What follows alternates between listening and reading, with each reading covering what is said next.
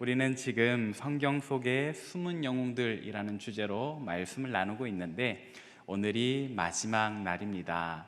여러분들 그간에 성경 속의 주인공들의 이야기들만 듣다가 또 이렇게 그들에게 필수적으로 필요했던 조연들, 어쩌면 너무 대단한 믿음의 사람들보다는 그래도 우리와 조금은 가까운 사람들의 이야기를 들으면서 어떠셨나요? 나도 할 수 있겠다라는 마음이 드시지요? 근데 중요한 것은 말씀을 듣기만 해서는 안 된다. 꼭 실천하는 것이 중요하다라는 건데요. 잘 지켜나가실 수 있기를 바랍니다. 그런 의미에서 우리가 지난주에 말씀을 잠깐 되짚어보자면, 지난주에는 브리스길라와 아굴라라는 부부의 이야기를 들었습니다. 그들은 바울의 사역에 있어서 아주 중요한 조력자였는데, 원래는 바울과 어떻게 만났다? 기능적인 필요에 따라서 이들도 천막을 짓는 일을 했는데, 바울도 원래 본업이 천막을 짓는 일이어서 바울이 아마도 이 브리스길라와 아굴라의 어떤 그 회사에 들어가서 처음엔 그렇게 기능적인 필요로 만나지 않았을까. 그러나 그들의 만남은 거기서 끝나지 않고 함께 하나님 나라를 꿈꾸는 존재의 만남으로까지 발전했다라는 이야기를 했습니다. 저와 여러분의 만남이 그런 만남이길 바랍니다. 여러분들 서로 간의 만남이 또 그런 만남이길 바라고, 앞으로 우리의 인생에 있어서도 기능적인 필요뿐만 아니라 이렇게 함께 하나님 나라를 꿈꾸는 존재의 만남이 넘쳐나기를 소망합니다. 이제 오늘은 우리가 어떤 인물에 대해서 함께 나눌 것인가? 역시나 바울의 조력자 중에 한 명, 그러나 감히 아들이라고까지, 기꺼이 아들이라고까지 바울이 이야기했던 디모데에 관해서 함께 나누고자 합니다. 디모데, 그는 누구였을까요? 디모데전서 1장 2절에서는 바울이 디모데를 이렇게 소개를 하더라고요. 믿음 안에서 참 아들 된 디모데라고. 오늘 본문에서도 이렇게 소개를 합니다. 주 안에서 내 사랑하고 신실한 아들 디모데라고 말이죠. 디모데, 그는 어떤 사람이었을까요? 디모데, 그의 어떤 모습 때문에 우리가 그를 성경 속의 숨은 영웅이라고 오늘 함께 나누는 것일까요? 그리고 우리는 그에게서 무엇을 배워야 할까요? 우리 이런 질문을 가지고 오늘 말씀을 함께 나누어 봅시다. 먼저 디모데, 그는 어떤 사람이었는가가 우리에게 중요하겠습니다. 그는 어떤 사람이었는가? 성경에서 그가 가장 먼저 소개되는 장은 사도행전 16장인데, 이 사도행전 16장은 특별히 그의 성품을 우리에게 알려줍니다. 우리가 함께 해당 본문을 읽어봅시다. 사도행전 16장 1절부터 3절 앞부분입니다. 함께 읽습니다. 시작. 바울이 더베와 루스드라에도 이르매 거기 디모데라 하는 제자가 있으니 그 어머니는 믿는 유대 여자요 아버지는 헬라인이라. 디모데는 루스드라와 이고니온에 있는 형제들에게 칭찬받는 자니 바울이 그를 데리고 떠나고자 할세. 아멘. 여기 보니까 디모데는 어머니를 따라서는 유대인이고 아버지를 따라서는 헬라인입니다. 그러니까 혼혈이라는 말이죠. 어머니, 아버님 둘 다 유대인은 아니었고, 아마도 어머니가 어렸을 때 디모데가 태어나기 전에 어떤 사정이 있어서 이스라엘 지역을 떠났던 것 같습니다. 그리고 한 남자를 만나서 결혼해서 낳은 자녀가 디모데. 그런데 성경은 그의 어머니 이름은 로이스다, 또 그의 외할머니 이름은 유기네다, 유니게다, 이렇게 설명을 해주는데 디모데의 아버지에 대해서는 다른 이야기를 하지 않아요. 그것은 아마도 디모데의 아버지가 따로 살았거나 혹은 같이 살았어도 외할머니, 어머니, 또 디모데는 바울과 친밀했지만 아마도 그 아버지는 별로 친밀하지 않았기 때문 아닌가 싶습니다. 아무튼 디모데에게 아버지의 영향력은 별로 없었다. 근데 성경 사도행전 16장에서 그를 어떻게 소개하고 있는가 하니, 그가 루스드라라는 곳에 살고 있는데, 이 루스드라라고 하는 도시, 그리고 그 인근에 있는 이고니온이라고 하는 도시의 형제들에게, 그러니까 함께 예수 그리스도를 믿는 사람들에게 칭찬받는 사람이다라고 소개를 하고 있어요. 먼저 제자라고 했기 때문에 아마도 디모데는 이미 바울을 만나기 전부터 예수님을 믿고 있었던 것 같습니다. 근데 그냥 믿고 있는 게 아니고 그 지방의 사람들에게 칭찬이 자자할 정도로 그애 참 괜찮다, 걔는 참 복덩이다 하면서 이렇게 소문이 자자했던 그런 아이였다라는 거죠. 마치 저처럼요. 어떻게 이런 일이 가능한가 의문이 드실 수 있는데, 여러분들도 학창시절에 그런 사람 있지 않았어요? 어느 여자 고등학교 3학년 몇 반에 걔가 인물이 참 좋더라, 건너마을의 담배가게 아가씨는 참 예쁘다, 이런 소문이 나잖아요. 그런 것처럼 디모데는 그 성품이 참 훌륭해서 그 도시뿐만 아니라 인근에 있는 마을에까지도 소문과 칭찬이 자자했더라. 디모데의 그 성품이 얼마나 좋았는지, 바울이 그 동네에 왔다가 디모데를 딱 보자마자 아까 읽었던 마지막 부분에 보니까 어떻게 해요? 데리고 가려 할세. 스카우트해 가는 거예요. 얘다.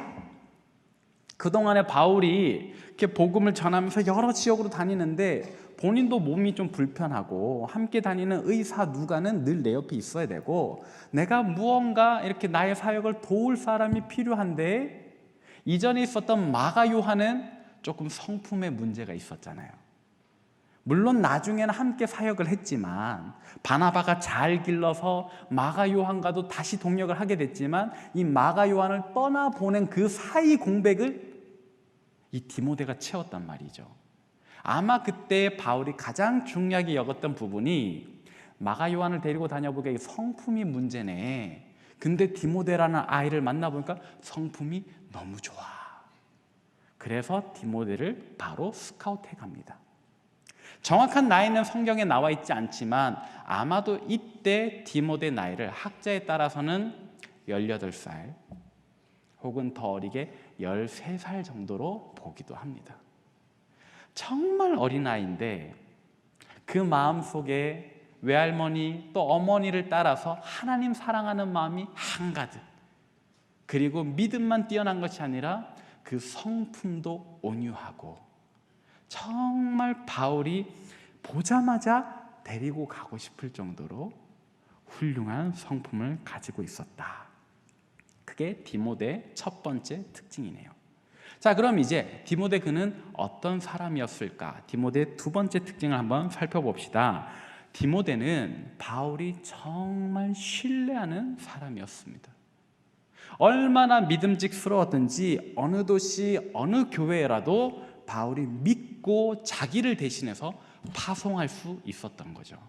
오늘 본문에도 보니까 그런 설명이 있는데, 오늘 본문 말씀 다시 한번 읽어봅시다. 시작. 그러므로 내가 너희에게 권하노니 너희는 나를 본받는 자가 되라. 이로 말미암아 내가 주 안에서 내 사랑하고 신실한 아들 디모데를 너희에게 보내었으니 그가 너희로 하여금 그리스도 예수 안에서 나의 행사 곧 내가 각처 각 교회에서 가르치는 것을 생각나게 하리라. 아멘. 고린도 교회에 보내는 편지예요. 고린도 교인들에게 내가 디모데를 보낸다 하면서 하는 말이, 너희는 나를 본받는 자가 되라. 나를 본받아야 된다 하면서 나를 본받게 할 선생님으로 누구를 보내요? 디모데를 보내는 거예요. 그러면서 디모데가 가면 너희가 나한테서 배운 것들을 다 생각해내게 될 거야, 다 기억해내게 될 거야 라고 무한의 신뢰를 표현하면서 디모데를 보내죠. 근데 여러분, 중요한 것은 고린도 교회가 어떤 교회였는가 하는 겁니다. 고린도 교회가 평안한 교회였을까요? 자기들끼리도 참 신앙생활 잘하는데 약간의 도움이 필요해서 보낸 것일까요? 아니요. 고린도 교회는 어떤 도시였느냐?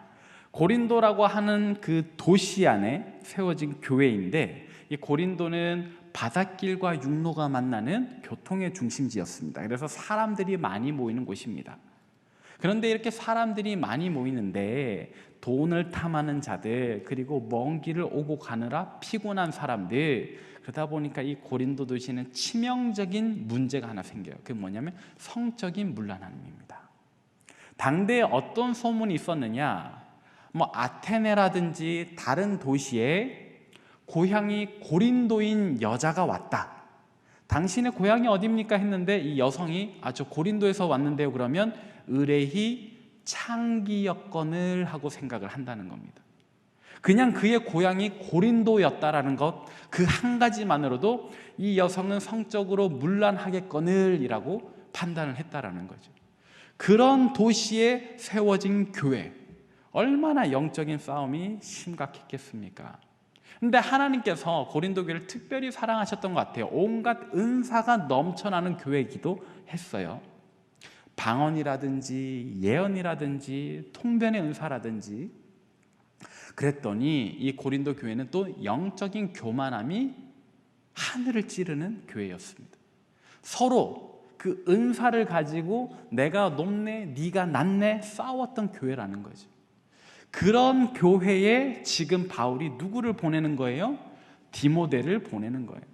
사실 사안을 따르자면 본인이 가야 되는 거예요.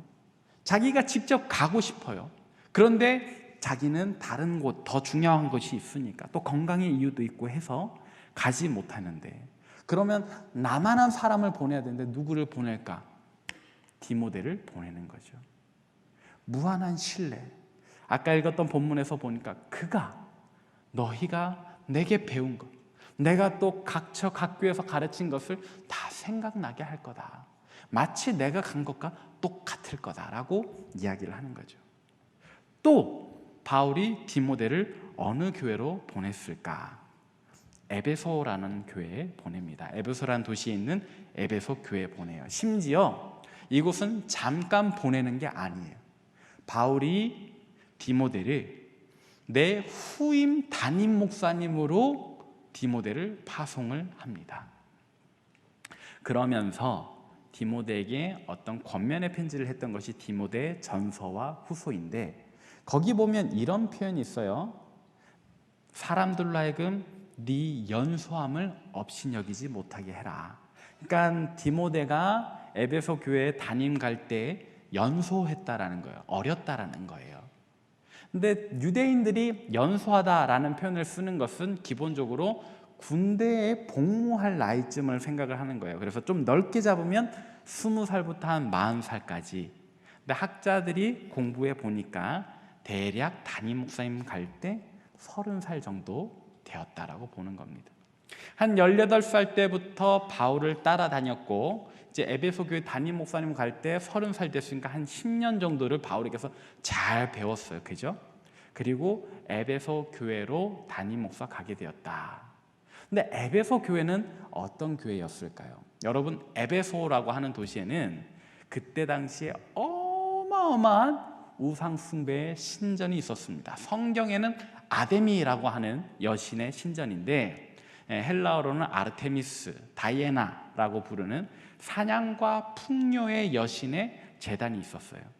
근데 이 신전 크기보다도 그때 당시 우뚝 서 있었던 이 아데미 여신의 신상이 중요한데, 아데미 여신의 신상의 높이가 약 120m. 63빌딩이 247m입니다. 찾아본 거죠. 네, 247m, 그 절반. 우리 힐데스함 아파트가 어느 정도 될까요? 제가 드론 날려보니까 힐데스하임 아파트가 90몇 미터쯤 되더라고요. 그럼 힐데스하임보다 더 높은 신상이 이 고대 시대 때 서 있었다. 다시 말하면 이 에베소라는 도시 어디에 있어도 그 신상이 보이는 거예요. 그리고 이 에베소 도시의 가장 활발했던 경제 산업은 아데미 여신으로 만든 장신구, 목걸이든지 귀걸이든지 반지든지 이런 것들을 파는 거였어요. 골목마다 그런 집인 거예요. 그리고 그런 가게에 들어차 있는 사람들마다 아데미 여신을 숭상하는 사람들인 거예요. 우상 숭배의 중심지, 그곳 한가운데 세워진 교회, 얼마나 대단한 영적 싸움을 치러야 했겠습니까? 여러분들 집 바로 뒤에 절 하나 있다고 생각해 보세요. 아침마다 목탁 소리가 들린다고 생각을 해보세요. 그것만 해도 스트레스가 장난이 아닐 겁니다. 우리 집에 우리 집 바로 뒤에 조그만 절 하나 있어도 받는 영적인 압박이 쉽지 않은데, 온 도시가 어디에 서서도 보이는 그 신상과 그 우상 숭배자들 한가운데서 그리스도를 믿는 신앙으로 모인 사람들, 그런 사람들과 함께 영적 전쟁을 치를 장수로 보내는 것이 디모데. 그러니까 그가 얼마나 바울의 신뢰를 얻는 사람인지 알 수 있겠죠. 중요한 것은 또 그런 겁니다. 이 교회들이 실제로 디모데를 받아들였을 때 바르게 섰다라는 거죠. 고린도 교회도 그 신앙의 모습을 회복하고, 에베소 교회도 그 신앙의 모습을 회복하고, 특별히 에베소 교회는 요한계시록 2장에 소아시아 7교회 중에 가장 첫 번째로 주님이 언급하시는 교회입니다. 물론 처음 사랑을 잃어버렸다 하는 꾸중을 듣기는 하지만, 그러나 그가 어떻게 그 믿음을 순결하게 지켰는지 주님께서 칭찬하신 교회이기도 합니다. 바로 디모데가 이 영적인 전쟁에서 승리하게 했던 훌륭한 장수였다, 이 말입니다. 이토록 디모데는 바울이 그 성품 자체도 온유해서 데리고 갔지만, 또 그 10년이 넘는 시간 동안에 정말 성실해서 너무나도 신뢰해서 자기를 대신해서 보내기까지 했던 그런 성경의 영웅이었다는 거죠. 자, 그러면 이제 그래, 디모데는 그런 영웅인데 그런 디모데와 우리가 무슨 상관이 있는가? 그런 디모데와 우리가 무슨 상관이 있기에 오늘 이렇게 우리가 디모데에 대한 칭찬을 듣는 것인가? 그것은 바로 우리도 그와 같이 보냄을 받은 사람들이기 때문입니다. 우리는 누구의 보냄을 받았을까요? 우리는 누구의 파송을 받은 것일까요? 디모데가 바울로부터 그가 사역했던 교회들로 파송을 받았다면, 저와 여러분들은 만물의 주인 되시는 예수님으로부터 세상을 향해 보냄받은 사람들인 줄 믿으시길 바랍니다. 우리 모든 그리스도인들은 마태복음 28장의 주님의 명령을 따라 세상으로 파송받은 사람들입니다. 우리가 이 구절 잘 알지만 함께 읽어보실까요? 마태복음 28장 20절입니다. 안 드렸나 봅니다.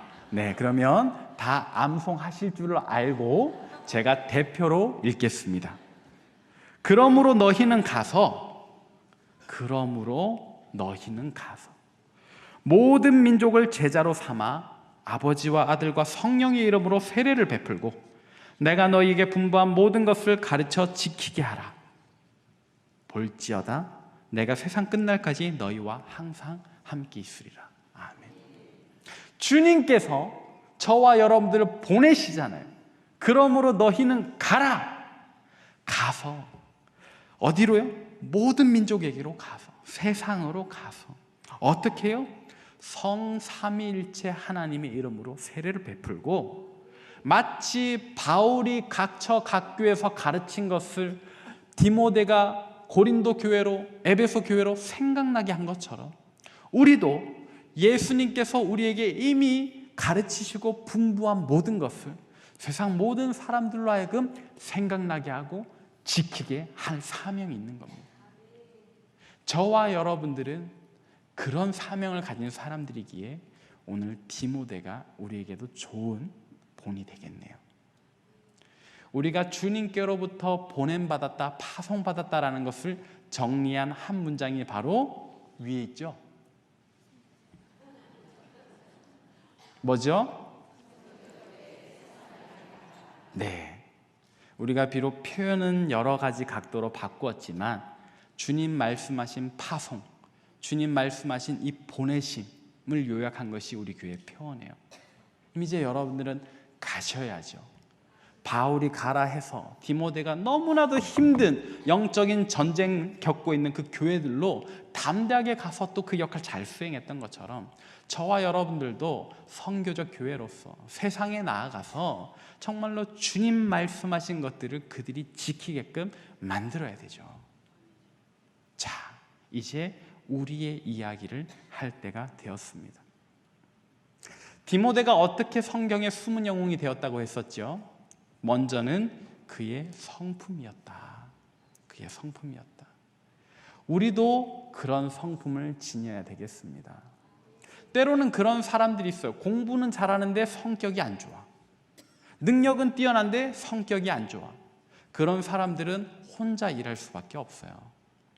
처음에는 한두 사람 모여왔으나 후에는 떠나가겠죠. 우리는 그래서는 안 됩니다. 우리는 능력도 분명히 뛰어나야 되겠지만 먼저는 거룩한 성품을 가지고 있어야 돼요. 우리가 가져야 하는 거룩한 성품 무엇인가? 이것은 사도 베드로가 우리에게 잘 가르쳐 주는데, 사도 베드로가 가르쳐 주었던 그 본문을 한번 함께 읽어봅시다. 우리는 어떤 성품을 가져야 할까요? 베드로서 1장 4절부터 7절 함께 읽습니다. 시작. 그 보배롭고 지극히 큰 약속을 우리에게 주사 이 약속으로 말미암아 너희가 정욕 때문에 세상에서 썩어질 것을 피하여 신성한 성품에 참여하는 자가 되게 하려 하셨느니라. 그러므로 너희가 더욱 힘써 너희 믿음의 덕을, 덕의 지식을, 지식의 절제를, 절제의 인내를, 인내의 경건을, 경건의 형제우애를, 형제우애의 사랑을 더하라. 베드로가 우리가 가져야 하는 하나님의 성품, 예수님의 성품, 성령의 성품을 알려주는데 그게 이렇게나 많아요. 여러분들은 그동안 신앙생활을 어떻게 해오셨나요? 믿음을 가지고 그 믿음으로 인하여 구원받아 하나님 나라 가는 것까지만 생각을 하셨나요? 만약에 그렇다면 오늘 베드로의 이야기를 더 긴밀히 보셔야 합니다. 왜냐?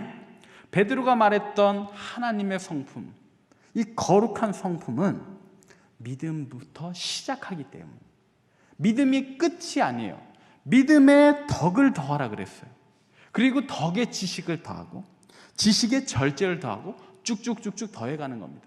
믿음이 중요하죠. 그런데 믿음이 끝이 아니라는 얘기예요. 믿음부터 시작이에요. 저와 여러분들은 예수 그리스도를 믿는 믿음이 있기 때문에 이 자리에 한 자리에 모여 있는 거지요. 예, 그렇다면 우리는 이제 결승점에 도달한 것이 아니라 출발선에 선 것입니다. 단지 믿음 가진 것으로 만족하고 그간의 내 모든 육신의 성품을 가지고서 그냥 믿음 가졌으니까 나는 하나님 나라 가리하고 끝내버리실 것이 아니라 믿음을 가지셨다면 이제부터는 여러분들의 성품에 덕을 더하셔야 돼요.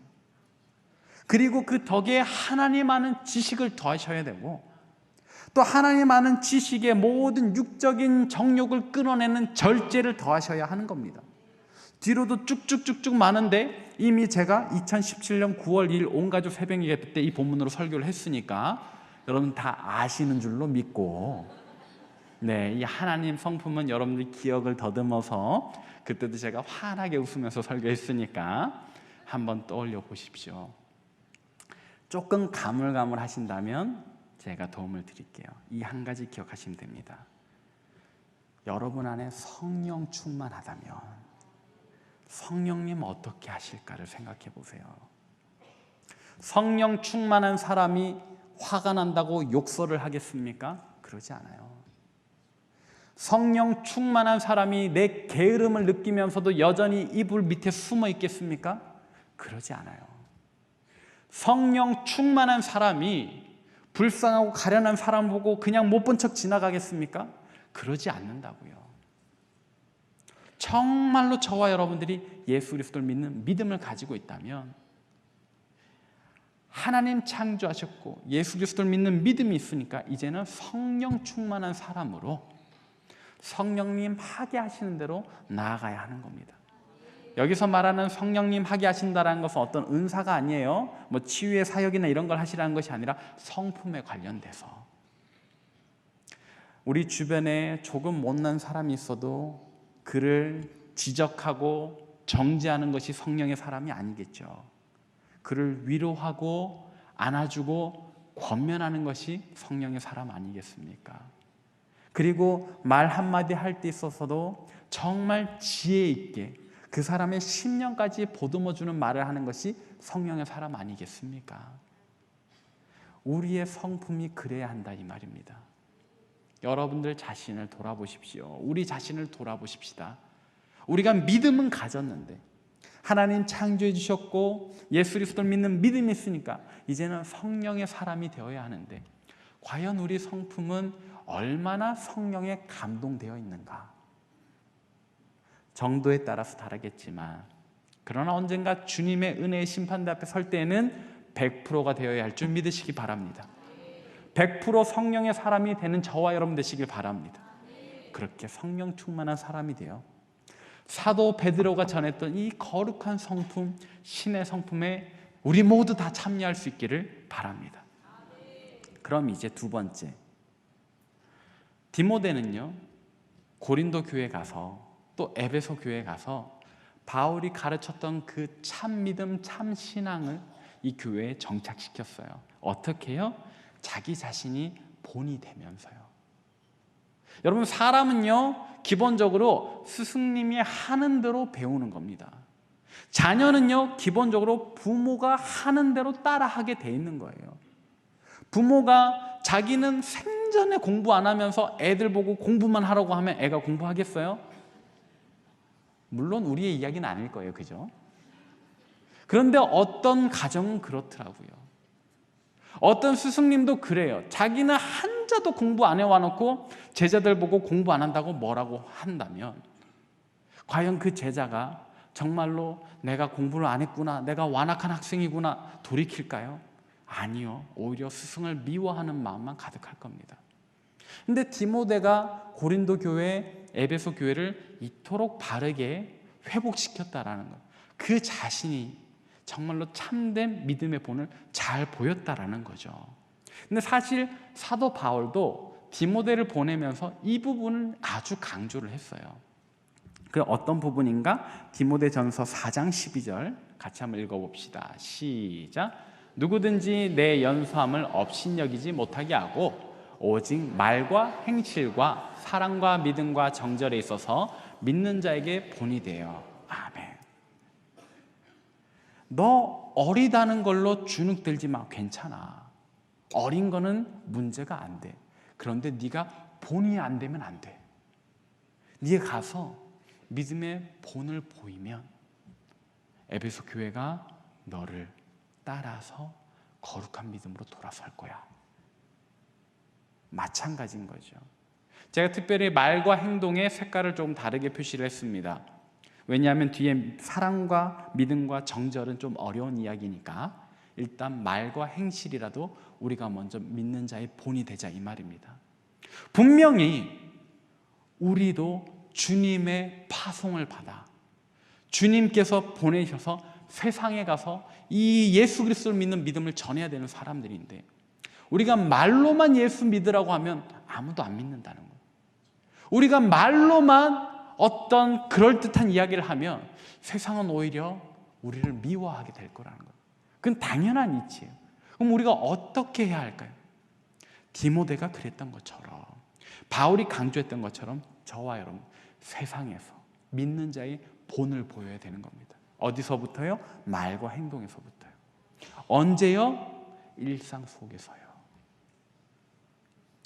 사랑하는 여러분, 우리가 그렇게 할 때 디모데를 통해서 고린도 교회가 회복되고 에베소 교회가 회복됐던 것처럼 우리를 통해서 우리 나라가 회복될 줄로 믿습니다. 온 세계 열방이 하나님의 것으로 돌아오게 될 줄로 믿으시길 바랍니다. 사랑하는 여러분, 이제 말씀을 정리하도록 하겠습니다.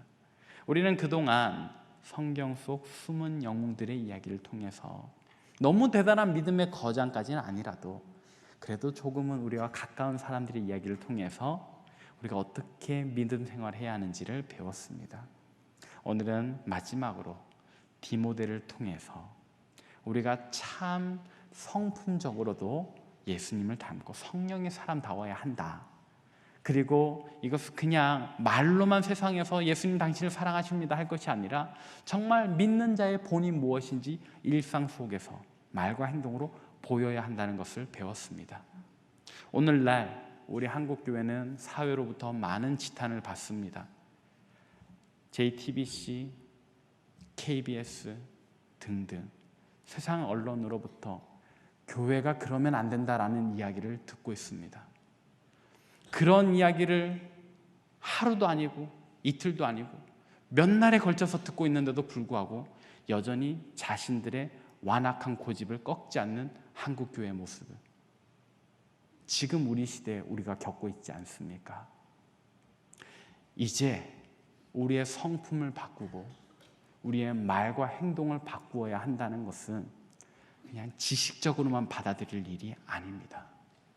주님께서 보내시며 우리에게 말씀하신 사명을 감당하기 위해서는 우리 분명히 우리의 성품을 바꾸어야 하겠습니다. 우리 말과 행동을 바꾸어야 하겠습니다. 그래서 더 이상 사회로부터 교회가 그래서는 안 된다 지탄받는 한국교회가 아니라 정말 너희는 예수님 믿는 사람들이 맞구나 칭찬받으며 믿는 자들은 너희처럼 하는 거구나 그런 본이 되는 우리 상당교회 되기를 바랍니다. 우리 이제 주신 말씀 생각하면서 함께 기도의 자리로 나아가십시다. 주님 은혜를 감사합니다. 오늘 주님께서 주시는 말씀을 통하여 믿는 자의 본이 되어야 하는 우리의 사명을 다시 한 번 더 깨우칩니다. 하나님, 이것을 위하여 우리가 주님 앞에 거룩하신 성령님 구하오니 주님 우리에게 성령을 충만히 내려주시고 우리로 그 성령 충만함으로 세상에서 사회에서 말과 행동의 거룩한 믿는 자의 본을 잘 보여주게 하여 주옵소서. 하나님, 또 우리가 그렇게 믿는 자의 본을 보여줄 때 갈 길을 잃고 방황하는 이 사회도 나라와 민족도 온 세계 열방도 주님 앞에 돌아오게 될 줄로 믿습니다. 그리하여 주님 우리에게 맡겨주신 그 사명 우리로 잘 감당케 하여 주옵소서. 사랑 많으신 우리 구주 예수 그리스도의 이름으로 기도합니다. 아멘.